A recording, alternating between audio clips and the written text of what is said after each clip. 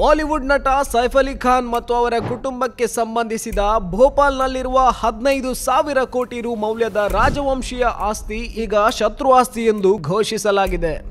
ಈ ನಿರ್ಧಾರ ಸೈಫ್ ಅಲಿ ಖಾನ್ ಅವರ ಕುಟುಂಬದಲ್ಲಿ ನಡೆಯುತ್ತಿರುವ ಕಾನೂನು ಹೋರಾಟಕ್ಕೆ ಭಾರಿ ಹಿನ್ನಡೆ ತಂದಿದೆ ಎಂದು ವರದಿಯಾಗಿದೆ. ಪಟೌಡಿಗಳ ರಾಜವಂಶ ಮತ್ತು ಆಸ್ತಿಯ ಹಿನ್ನೆಲೆ ಭೋಪಾಲ್ನ ನವಾಬ್ ಹಮೀದುಲ್ಲಾ ಖಾನ್ ಅವರಿಂದ ಇಳಿದ ಈ ಆಸ್ತಿಗಳಲ್ಲಿ ಪ್ರಮುಖವಾಗಿ ಸೇರಿವೆ ಫ್ಲಾಗ್ಸ್ಟಾಫ್ ಹೌಸ್, ನೂರುಸ್ ಸಾಹೇಬ್ ಪ್ಯಾಲೇಸ್, ದಾರುಸ್ ಸಲಾಂ, ಹಬೀಬಿ ಬಂಗಲೆ, ಅಹಮದಾಬಾದ್ ಪ್ಯಾಲೇಸ್, ಕೊಹೆಫಿಜಾ ಪ್ರದೇಶಗಳಲ್ಲಿನ ಅನೇಕ ಆಸ್ತಿಗಳು. ಈ ಆಸ್ತಿಗಳು 1950ರ ಹಿಂದಿನ ಕಾಲದ ರಾಜವಂಶೀಯ ಪರಂಪರೆಯ ಭಾಗವಾಗಿದ್ದು, ಸೈಫ್ ಅಲಿ ಖಾನ್ ಅವರ ತಾಯಿ ಶರ್ಮಿಳಾ ಠಾಗೋರ್, ತಂಗಿ ಸೋಹಾ ಅಲಿ ಖಾನ್ ಮತ್ತು ಸಹೋದರಿ ಸಬಾ ಅಲಿ ಖಾನ್ ಈ ಆಸ್ತಿಗಳ ಮೇಲಿನ ಹಕ್ಕಿಗಾಗಿ ಹೋರಾಟ ನಡೆಸುತ್ತಿದ್ದಾರೆ. ಭೋಪಾಲ್ ಹೈಕೋರ್ಟ್ ಇತ್ತೀಚೆಗೆ 2000ರಲ್ಲಿ ನೀಡಿದ್ದ ತೀರ್ಪನ್ನು ರದ್ದುಗೊಳಿಸಿದೆ. ಇದರ ಪರಿಣಾಮವಾಗಿ ಈ ಆಸ್ತಿ ಪ್ರಕರಣ ಮತ್ತೆ ಮರುಪರಿಶೀಲನೆಗೆ ಒಳಪಡಲಿದೆ.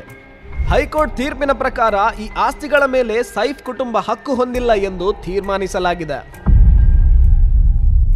2017ರಲ್ಲಿ ಎನಿಮಿ ಪ್ರಾಪರ್ಟಿ ಆಕ್ಟ್ 1968 ತಿದ್ದುಪಡಿ ಮಾಡಲಾಗಿತ್ತು. ಈ ಕಾಯ್ದೆ ಪಾಕಿಸ್ತಾನ ಅಥವಾ ಚೀನಾದಂತಹ ಶತ್ರು ರಾಷ್ಟ್ರಗಳಿಗೆ ವಲಸೆ ಹೋದ ಭಾರತೀಯ ನಾಗರಿಕರ ಆಸ್ತಿಗಳನ್ನು ಶತ್ರು ಆಸ್ತಿ ಎಂದು ಪರಿಗಣಿಸಲು ಅವಕಾಶ ನೀಡಿದೆ. ಸೈಫ್ ಅಲಿ ಖಾನ್ ಅವರ ಅತ್ತೆ ಅಬೀಬಾ ಸುಲ್ತಾನ್ ಅವರು 1950ರ ದಶಕದಲ್ಲಿ ಪಾಕಿಸ್ತಾನಕ್ಕೆ ವಲಸೆ ಹೋಗಿದ್ದು, ಅವರ ಹೆಸರಿನಲ್ಲಿ ನೋಂದಾಯಿತ ಆಸ್ತಿಗಳನ್ನು ಭಾರತ ಸರ್ಕಾರ ಈಗ ಶತ್ರು ಆಸ್ತಿ ಎಂದು ಘೋಷಿಸಿದೆ. ನ್ಯಾಯಾಲಯ ಈ ಪ್ರಕರಣವನ್ನು ಮುಂದಿನ 12 ತಿಂಗಳೊಳಗೆ ಅಂತಿಮವಾಗಿ ಮರುಪರಿಶೀಲನೆ ನಡೆಸುವಂತೆ ಸೂಚಿಸಿದೆ. ಸೈಫ್ ಅಲಿ ಖಾನ್ ಅವರ ಕುಟುಂಬ ಈ ತೀರ್ಪು ವಿರುದ್ಧ 30 ದಿನಗಳಲ್ಲಿ ಮೇಲ್ಮನವಿ ಸಲ್ಲಿಸಬೇಕಾಗಿತ್ತು. ಆದರೆ ಅವರು ಮೇಲ್ಮನವಿ ಸಲ್ಲಿಸದ ಕಾರಣ ಸರ್ಕಾರಕ್ಕೆ ಈ ಆಸ್ತಿಗಳ ತಾತ್ಕಾಲಿಕ ವಶಕ್ಕೆ ಹಕ್ಕು ದೊರೆತಿದೆ.